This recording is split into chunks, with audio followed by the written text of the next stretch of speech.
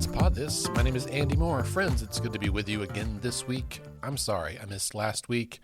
I was out of town. I was in transit, actually, on Friday, and I thought I might record from the airport in Phoenix, and that was not to be had.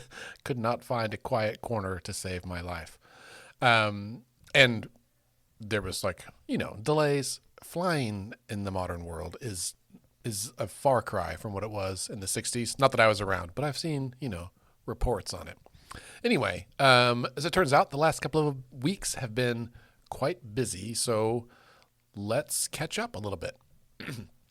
Perhaps most notably is that this week the state legislature formally announced and passed their budget deal. I guess they really announced it last week, but we'll catch up. The budget deal for the new fiscal year 2026 clocks in at $12.6 billion. Now, the total state budget is more than that. There are several billion dollars that come off the top that the legislature can't touch. And that's for a variety of reasons. That's a whole other podcast to get into that. But of the $12.6 billion that the legislature is appropriating, in general, it holds most state agencies flat. Small increase to public education, like about 3%, which comes out to about $120 million, I think. And then there's some cuts to career tech. Career tech saw about a 9% cut. Ironically, the public school funding formula, which is part of the public education piece, received $25 million, and then career tech had their workforce development program cut by $28 million, which really seems like in this budget, then the legislature is willing to help ensure that kids get a better education, but not help them get good jobs when they graduate. Once again, I think our budget system inherently picks winners and losers somewhat arbitrarily year to year, and it's more of we tend to flip-flop on who gets money when. And that is very difficult for any agency to build or sustain or develop programs for the future, and we need to be thinking about the future, right? Now, I know we have, I think, mentioned in the past some one-time requests, and those were included in the budget as well. OU received $200 million for a new pediatric hospital. OSU received $250 million for a new college of veterinary medicine. The state is using about $312 million to purchase this private prison in Lawton. I don't know a whole lot about that. That kind of, to me, came out of nowhere from the governor just in the last few weeks. So it's something we'll certainly be watching more closely. And then there's an additional $42 million to the National Guard for some maintenance and modernization of their facilities. These are all one-time costs, and they used one-time monies to pay for it, which kind of makes sense. Sometimes you need a big lump sum to do something, right? You got to fix at your house, you got to fix the sewer line, or you got to spend a lot of money at once, replace the hot water tank. That's this kind of stuff, but on a state level. The budget also gives the Department of Mental Health and Substance Abuse Services an additional $26 million in a supplemental appropriation, although it turns out that might not actually be enough for them to meet their budget hole. It also does some really interesting things with taxes, and this is the part that's, of course, getting the headlines. Under Governor Stitt's plan here, it reduces the number of tax brackets from 6 to 3, and so it eliminates the 3 lower tax brackets. And I think that means that some low-wage workers or low-income households will actually pay less in taxes, but it also, or paid less or even no in state income tax, but at the top end, the state's top income tax bracket will actually be cut. So the wealthiest among us also get a tax cut. It's going to reduce that it's going to reduce it by 1/4%. So currently it's 4.75%. It's going down to 4.5%. Functionally, though, it's not that big of a deal for most of us, right? Most households will save less than $150 a year, which is $3 a week. The governor called this very significant. I disagree. Saving $3 a week is probably not even noticeable to most households. I was texting somebody yesterday and I said, if I save up my entire tax cut savings for next year, I could buy one ticket to the Thunder game for Saturday, like at a discount even, right? Not even enough money for one Thunder ticket. It's not enough money for even 1 gallon of gas, honestly. So you can buy, this will save you the money to buy 1 gallon of gas per week, which is negligible. 1 cup of coffee, whatever, however you want to frame it. Although a cup of coffee is not $3 anymore, most places. The governor has said openly, right, that his goal is to end the state's personal income tax, even though it accounts for a huge chunk of our state's general revenue fund. He has not really said how that's supposed to be made up, compensated for.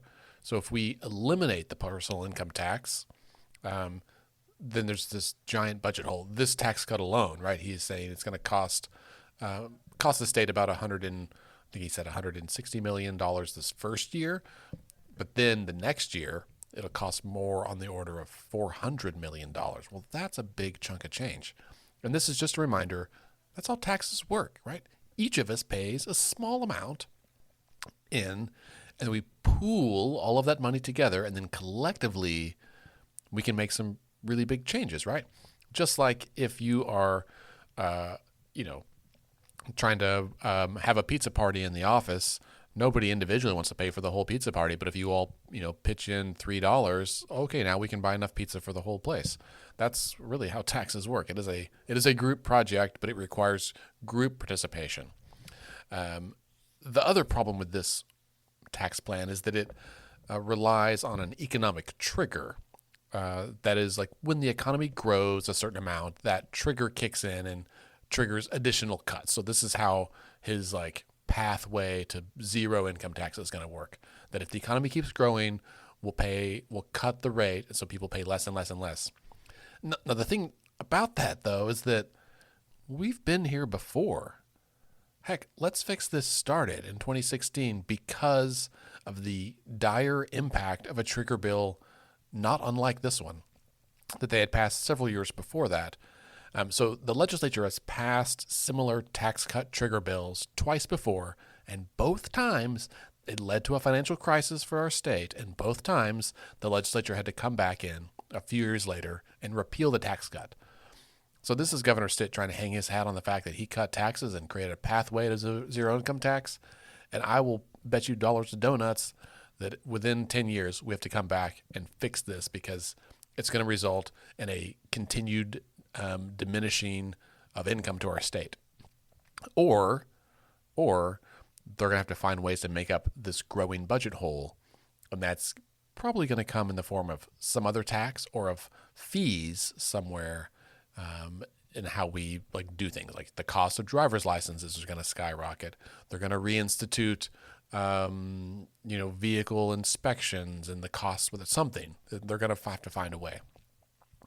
Now, the budgetary agreement package also includes some non-budgetary policy changes, including the creation of business courts, a proposed change to the state's workers' comp system that would put a cap on damages for pain and suffering. This is a really big deal. One of my first memories of Oklahoma politics, when I was kind of paying attention and getting involved, was about workers' comp.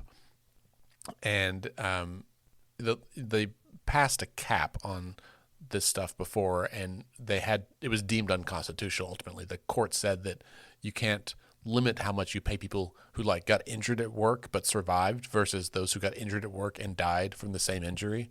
That if there's an injury, you have to pay the same amount either way, regardless of whether they lived or died, which kind of makes sense. It's not the outcome that matters. It's really how it happened and who's responsible for it. So we'll see what happens here. Should this get signed into law, and I'm certain it will, it'll likely be challenged in court at some point. And then we'll have to wait and see. And I feel like I have to say that way too often. There are so many things the legislature passes every year that they know is blatantly or likely unconstitutional, and they're just like, well, we'll just pass it and see what happens.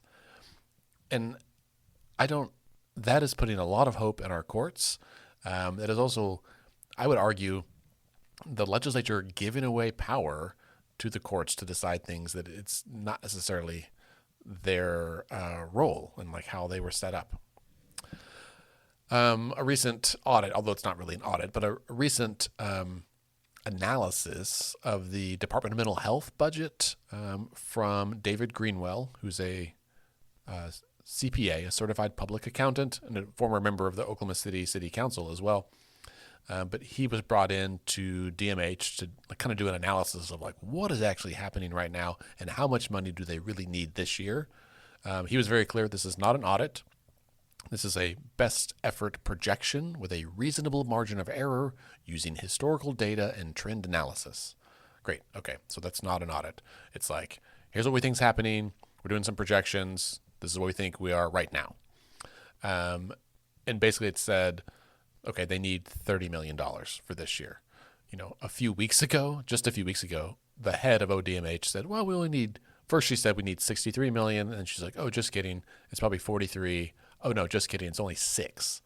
And even the legislature was like, I don't believe you. And they were like, oh, maybe it's 28. Okay, well, turns out it's 30.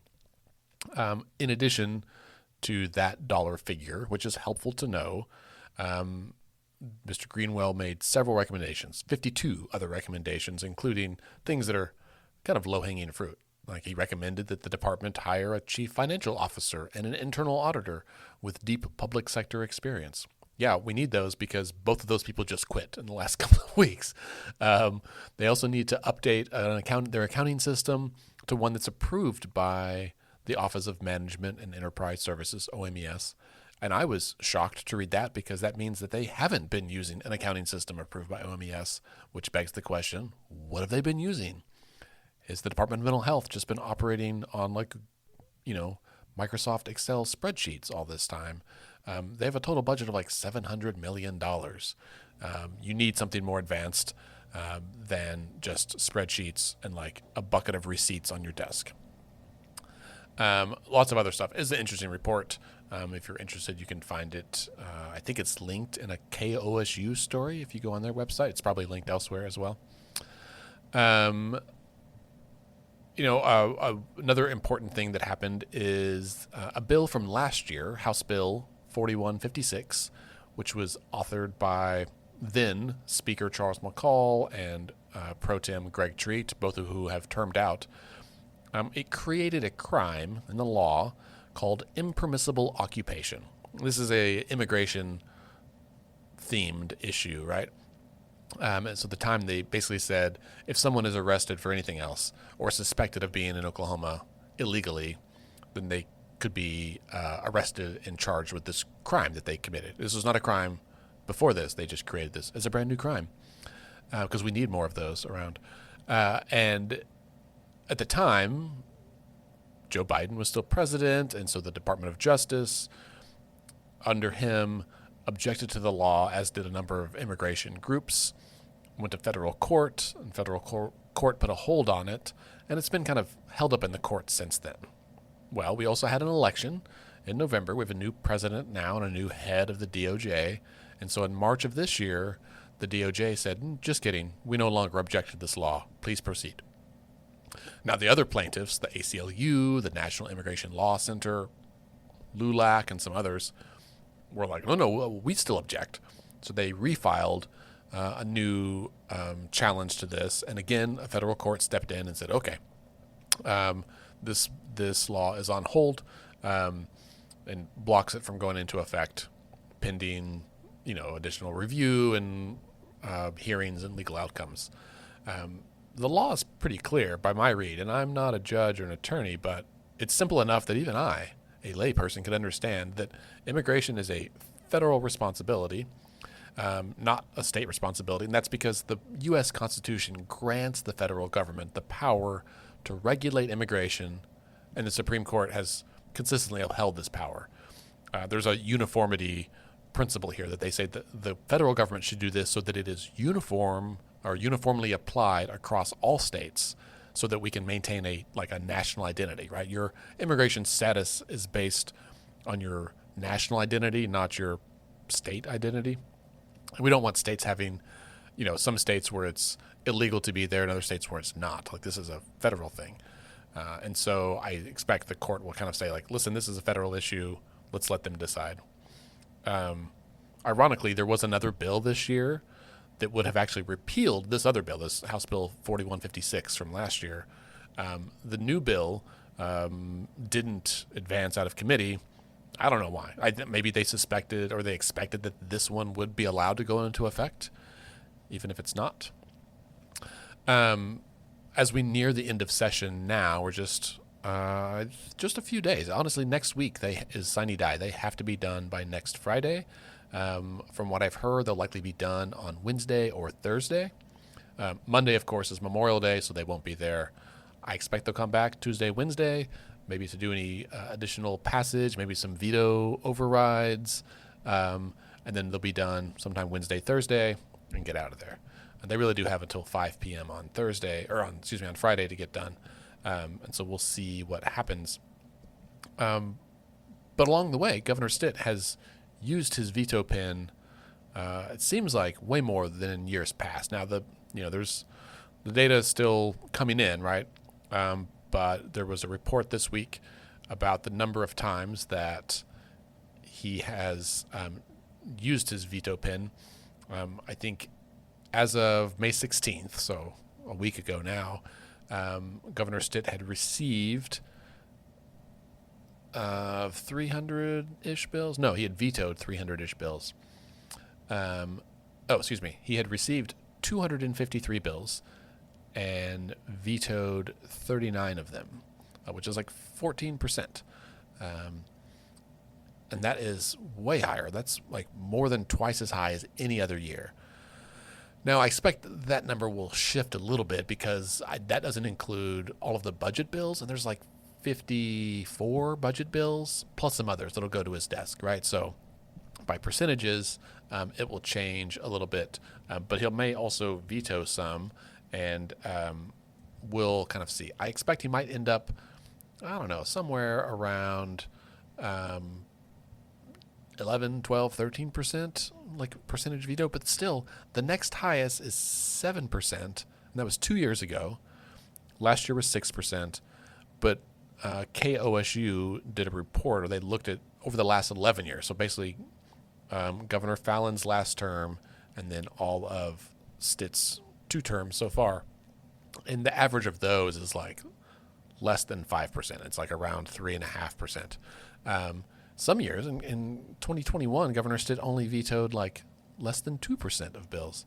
It is unclear to me, really, why he's vetoed so many this year, other than like he's trying to make a statement about stuff. He's put out a lot of veto messages, sometimes on like reels on Instagram and Facebook, sometimes just with a written press release. And a lot of these have been weirdly slam dunks, like they weren't contentious in the legislature. Several of them passed almost unanimously out of both chambers, and he still vetoed them. You know, back on Missing and Murdered Indigenous Persons Day, he vetoed a bill dealing with missing and murdered Indigenous persons. It would have created a special unit just for that, because that's a big issue. And he's like, it's based on race. We don't really need it. He also rejected a bill that would have provided coverage for contrast-enhanced mammograms and breast imaging. I think we talked about that previously. Representative Provenzano has been running that for several years, and she herself is someone who has been undergoing treatment for breast cancer. That's a big one. Some of this, like, he also vetoed a bill that would increase penalties for DUIs. A lot of these, A.G. Drummond has spoken up. Of course, he's running for governor, but he's spoken up and saying this is a bad deal. The governor, off the top of my head, also vetoed a bill dealing with 340B discount prescription prices. So we'll see. I will say, arguably, we're hoping that he vetoes at least one more bill, specifically Senate Bill 1027. If you receive our emails or follow us on social media, hopefully you saw my emails and social media posts about this yesterday. So this bill was passed by the legislature on Wednesday, went to the governor's office, so it's waiting for his signature or veto, or he could do nothing, which is the same as a signature at this point. But Senate Bill 1027 deals with the initiative petition. And certainly you've heard lots of folks talk about this, not just me, but others. It is a bad bill, right? Oklahoma already has the most onerous initiative petition process in the entire country. We have the highest signature threshold, or the highest number of signatures required, and the shortest amount of time to collect it. We allow opponents twice as much time to challenge a bill as supporters do to collect signatures. You have two different summary paragraphs. The gist and the ballot title have different rules. I don't know why we have to write two different summaries when we could just write one that works for both. There's all these hurdles to jump through. And it's important to remember, right, for the very first line, the first paragraph of the Bill of Rights in the Oklahoma Constitution are, all political power is inherent in the people, and government is instituted for their protection, security, and benefit, and to promote the general welfare, and the people have the right to alter or reform the same whenever the public good may require it. Right there, black and white. And it's been there since statehood, more than 100 years. It was the very first really right that's enumerated in the state constitution. Now, I know some people argue this bill can make it harder for everyone, both rural and urban, to bring issues forward. Yeah, and it would make it harder. I am one of those people who argues that it would make it harder. They have supporters of this, the legislature, including the speaker and the pro tem, have said this bill is about giving rural voters more of a voice. And I would push back on that and say there's ways you could do that without restricting things, right? Like you could increase the amount of time people have to collect signatures. Under the current law, supporters have to collect, on average, 2,000 signatures every single day for 90 days in order to have enough to get a measure on the ballot. 2,000 signatures a day. So you can just think about what it would take you to try to collect that many signatures. Where do you find 2,000 new people every single day? How many volunteers does it take you to get there? How can you best use your limited resources to get out there and get those signatures? You have to go to places that are densely populated. You can't just drive through Cimarron County and try to knock doors when they live 5-10 miles apart from each neighbor, right? It's really hard. So rural counties tend to have fewer people sign petitions because there's fewer people in rural counties and because it's harder to get to them. That's why you see campaigns, trying to collect signatures at the state fair or at county fairs, places where people gather. It's really hard work. You know what they could do? They could have extended the amount of time that a campaign has to maybe 180 days. And then you'd still need to collect 1,000 signatures a day, which is no small task. But it might give the opportunity for campaigns to have a little more bandwidth to get out there and do a better job of talking to voters in rural areas. But the real problem with Senate Bill 1027 is that it actually limits the number of signatures that a campaign can collect, not just statewide, but in each county. So the way the law is written is that you can't have more than a certain number of signatures for each county. It's based on a percentage of who voted in the last gubernatorial election, and it is different based on the size of the county. No, it's the same on the size of the county, but it's different based on if it's a statutory or constitutional change. But on average, only 6% of voters in each county would be allowed to sign a petition. 6% of registered voters. And we all know that Oklahoma has a really low voter turnout rate, even among registered voters. So it's hard to find people who give a shit enough to sign a petition, even if they care about it, but they're just like, you know what, I don't want to sign it. I'll vote on it, but I don't want to sign it. That happens a lot. So as 3 examples, in Oklahoma County, there are about 452,000 registered voters. But under this law, only 25,000 can sign a petition. In other counties, it's worse. Harmon County, you can only have 78 people who are allowed to sign. In Cimarron County, out in the Panhandle, only 84 people. So even if you went out there to collect signatures, which every campaign does, to be clear, every campaign goes to every county, because that's not because they have to, because it's the right thing to do, and you'd like to build as broad of a base of support as you can. But you're only allowed to collect that many signatures now. Well, okay, now we have disincentivized campaigns from going out there because they are only limited to a few. The bill also has some requirements that people who collect signatures must be residents. That's unnecessary, in my opinion. That's how it happens anyway. There's not like a roving horde of signature collectors that like travel in a caravan of RVs from state to state. That would be a terrible job, and that's not what happens anyway. The people who collect signatures are the people who believe in it, who are going to be impacted by it. People from Oklahoma. You know who collected most of the signatures for minimum wage? People who will benefit from having a higher minimum wage. People who sign petitions for Medicaid expansion. People who were uninsured and couldn't get access to insurance without expansion of Medicaid. Who signed petitions for medical marijuana. People who wanted medical marijuana in our state, and not just signed, but who carried it, right? These are massive volunteer efforts. It's really hard. Campaigns do often pay people because you want to, even volunteers, people who say like, hey, I'll do it for you. It's like, great. I would like to compensate you for your time. It's a great job for college students. It's also a really helpful job for people who need a little extra money. People who are working, 2 or 3 jobs already, if they have the opportunity for a few weeks to make even a few $100s, they'll do it because it's the right thing to do.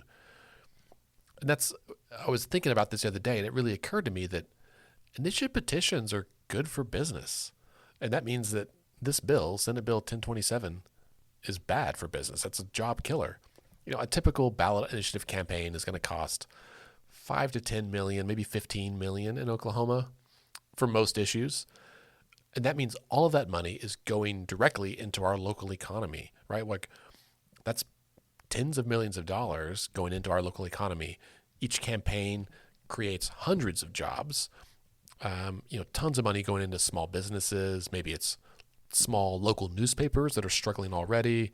Maybe it's restaurants that are catering events or providing snacks for volunteers. Local print shops, small businesses that do like merch, that stickers and T-shirts and all that kind of stuff. Even just like fuel, gasoline, right? Like when I ran People Not Politicians, which was a statewide ballot campaign in 2019 and 2020, that first year, I put nearly 20,000 miles on my car, which is about $2,500 in gasoline costs that I paid, right? Out of my pocket. That was money going into small businesses who, small business owners who owned these like rural gas stations. That doesn't even include the like snacks that I bought out there. It doesn't include the restaurants we ate at when we were doing campaign stops. It also doesn't even account for like the fuel tax that is part of that, right? Every gallon of gasoline we buy includes a fuel tax that goes to the state that helps the state budget. And so, like it or not, like whether you support a particular issue or not, ballot initiatives are good for business. If we had more ballot initiatives, it would increase voter turnout because they would have more opportunities to use their voice, and it would be more money coming into our state's economy.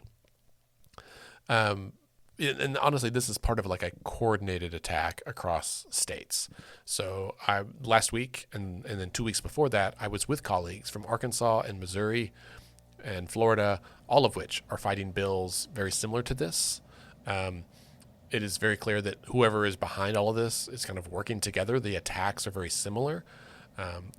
There's only 26 states that have the initiative petition in the first place. Almost all of them. Florida is an outlier because it's on the East Coast. All the rest of them are in the middle of the country, like us, Arkansas, Missouri, Kansas, and then going west, like Mountain West region, like Idaho, South Dakota, and then the West Coast, right? California, and Colorado, places like that. And that's because when Americans were like settling this continent, right, as we were migrating across the continent from east to west and founding new states, there was this trend of like, you could see the founders moving away from the East Coast saying, I'm sick of being under the thumb of some sort of elitist, protectionist, ruling class of politicians who often have different incentives that make them unable or unwilling to do the will of the people, right? And so they recognized there was a need at some points in our history for the people, for you and I, to have an opportunity to self-govern, right? To pass laws or amendments to the Constitution because it's what we need. And that's how our Constitution reads, right? That when the public good may require it. And that's exactly why we have it. Some of the opponents will argue about, are we a Republican form of government or a democracy, a republic or a democracy? And the truth is, we're a democratic republic. Our arrangement of our government is a republic where we elect people to represent us. That is true. No one has a problem with that.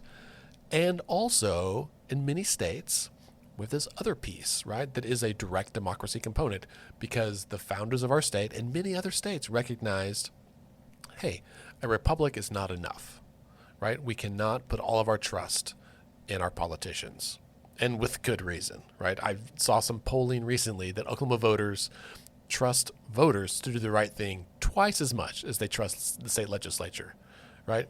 It was like 28% of people say they trust the legislature, and closer to 60% of people who trust voters to do the right thing. And I think when you look back at the state questions that have passed and those that have failed, you can see the ones that were like, if someone's trying to pull the wool over the eyes of Oklahoma voters, they vote no. It really takes an earnest, authentic campaign to win. And I love that voters can kind of see through the political, cloudiness of some of these folks trying to do things. So this bill, Senate Bill 1027, if it does anything, it restricts Oklahoma voters like free speech, right? If it limits the number of people who could sign a petition. The other day, I recorded a interview on OETA. It'll air Friday night and Saturday night and Sunday afternoon. And if you follow us, I'll send the link out as soon as I have it. But it was me and Speaker Hilbert, and we were talking about this bill. And he said, that a campaign could collect as many signatures that they want. And maybe they could, but if you know that you've collected more than than you're allowed in a certain county, the rest of those don't matter. They get thrown out, right? And that means that those people who stood up, maybe waited in line, who took the time to say, I want to put my name on this petition because I believe in this, it is tantamount to saying, it doesn't matter. Your voice doesn't matter. Imagine if we just threw out votes in the same way, right? That would be blatantly unconstitutional. I argue this is the same principle. It is not signatures are not votes, to be clear. And every voter in Oklahoma gets the chance to vote on every state question when it appears in the ballot. It doesn't matter if all the signatures came from rural counties or from urban counties or whatever. Every voter has a chance to actually vote on it. That's the part that is most important. So we'll see what happens. My ask to you, friends, is that this bill is on the governor's desk right now, waiting him to decide if it lives on or if it dies today. Please take the time to send a note to the governor asking him to veto it. If you're not sure where to start, go to our website, letsfixthis.org, and click on the tab at the top that says Get Involved and then Action Alerts. You can also just go to letsfixthis.org/action, and it's the top one. Tell Governor Stitt to veto 1027. And use it. It's a really easy form. Send him a note. Tell him this is bad for democracy. It's bad for business. It's bad for Oklahoma. Please, please, please do that. All right. A few other notes, I think, that are worth talking about before we wrap up. One is a really impactful bit of news that came out yesterday. The U.S. Supreme Court, SCOTUS, as we like to call it, didn't rule. I guess that's the note. They didn't actually rule. They put out a note that basically said, nope, sorry, we're not going to rule on this, about the St. Isidore of Seville case, right? So this one we've talked about before. It went to the Supreme Court last year, I guess. St. Isidore would be it's a Catholic charter school that they were seeking to open to offer a government-funded online education to students in the state. But it would have also taught Catholic doctrine and operated according to church teachings. So essentially, it would have been the first publicly funded, openly religious charter school in the country, right? And they did this on purpose, right? They're trying to get this before the Supreme Court. It's also weird to me. It's not even a real school. It's a virtual school. And maybe I'm going to, get hate mail for saying it's not a real school, but it is not a building. It is a online school that teaches Catholic doctrine and also happens to teach like math and science and reading. Also, it's run by the Catholic Church, which is the wealthiest church in the history of the world. I don't understand why they need public money to run an online school. They could do that on their own if they really wanted to. Back in 2023, the Oklahoma statewide Virtual Charter School Board, which oversees virtual charter schools, approved this, the application. AG Gittner Drummond at the time asked the state Supreme Court to intervene and filed a lawsuit against it.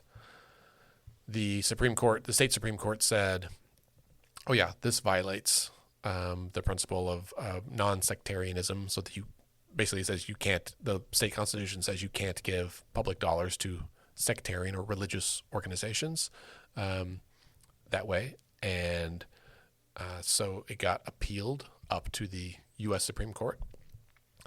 And it was a 4-4 decision, right? 4 in favor, 4 opposed.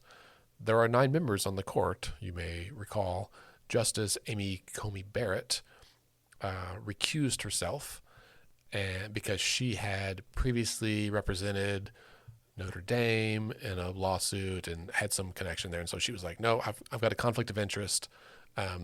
She was a faculty member, I guess, at Notre Dame. And then she had also worked with Catholic officials' case for the school. And so because of that, she said, no, I'm just not going to participate. I'm going to recuse myself. And that meant that left 8 members evenly divided, but they didn't say who was on which side. It was like a 1-page ruling, not even a ruling, a 1-page statement that said simply, it's a hung court. We're not going to rule. The lower court holds, which is how it works. So, a big victory for separation of church and state and for upholding that principle. Is this settled? No. It is likely that we will see a similar case, perhaps in another state, rise up next year, the year after, sometime soon, right? A religious organization will attempt to create a religious school funded by state dollars. I wouldn't be surprised if it happens in Florida or Texas.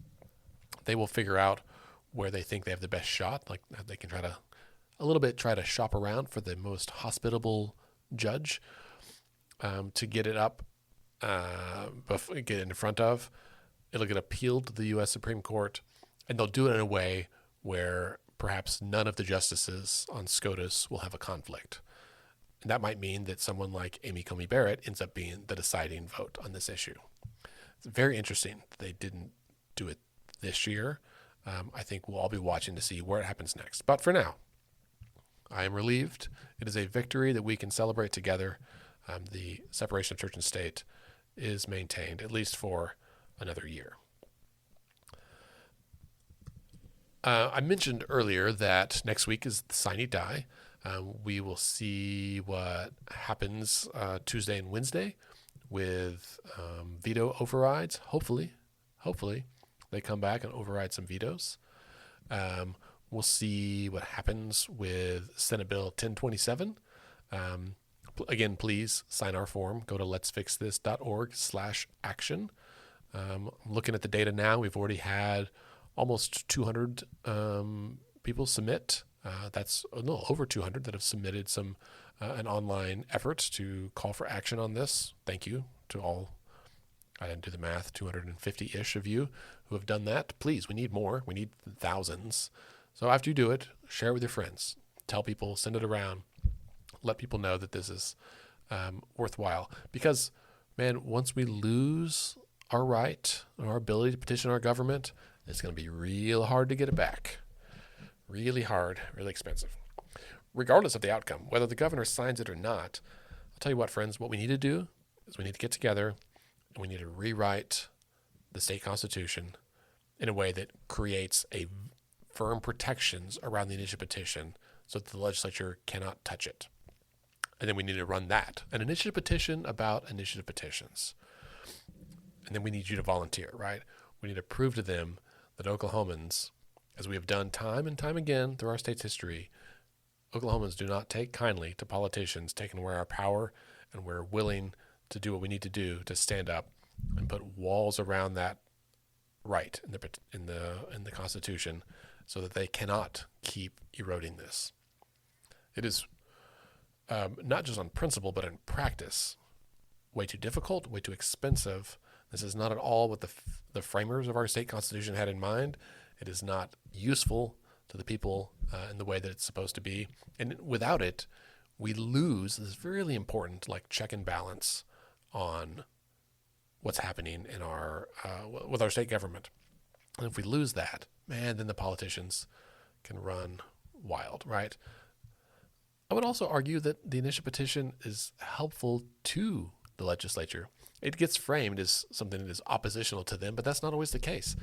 There are plenty of times. Medicaid expansion was debated for for years and years through the legislature, and it was passed by both chambers and sent to the governor.